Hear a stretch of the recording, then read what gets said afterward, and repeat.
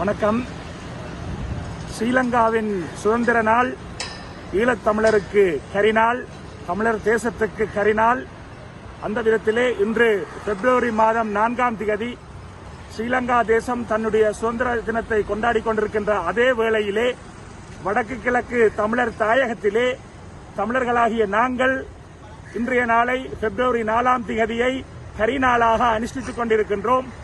அந்த விதத்திலே ஈழத்தமிழருக்கு கரிநாள் என்ற அடிப்படையிலே பொத்துவில் தொடக்கம் பொலிகண்டி வரை மக்கள் பேரெழுச்சி இயக்கத்தினுடைய ஏற்பாட்டிலே இப்பொழுது கருப்பு கொடிகளை காட்டி கருப்பு பட்டிகளை கைகளிலே அணிந்து கருப்பு நிறத்தினூடாக இன்றைய நாள் ஈழத்தமிழருக்கு கரிநாள் என்பதை எடுத்து நாங்கள் இங்கே காட்டிக் கொண்டிருக்கிறோம்.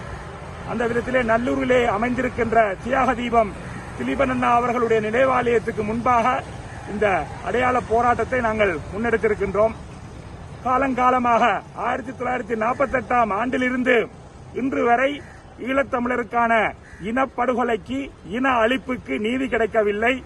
வலிந்து காணாமலாக்கப்பட்ட உறவுகளுக்கு என்ன நடந்தது, அரசியல் கைதிகளுடைய விடுதலை, திட்டமிட்ட ராணுவத்தினூடான பௌத்தமயமாக்கல், காணி அபகரிப்பு, இப்படி பல்வேறு விதங்களிலே 2009க்கு பிற்பாடும் கட்டமைப்பு சார்ந்த இன அழிப்பு நமது தாயகத்திலே நடந்து கொண்டிருக்கிறது. எந்த அரசுகள் பதவிக்கு வந்தாலும், யார் ஜனாதிபதியாக வந்தாலும் இன அழிப்பு விடயத்திலே அனைவரும் ஒரே நிலைப்பாட்டில் தான் இருக்கிறார்கள் என்பதை அண்மையில் வந்திருக்கக்கூடிய அனுர அரசும் எடுத்து காட்டி நிற்கிறது. இப்படியான போராட்டங்கள் எங்களுடைய உரிமைகளை, எங்களுடைய பேச்சு சுதந்திரத்தை, எங்களுடைய கருத்து சுதந்திரத்தை நாங்கள் வெளிப்படுத்தும் பொழுது இங்கே போலீசார், புலனாய்வுத்துறையினர் என்பவர்கள் சுற்றி நின்று எங்களை அச்சுறுத்திக் கொண்டிருக்கிறார்கள். புகைப்படங்களை எடுக்க முயற்சிக்கிறார்கள்.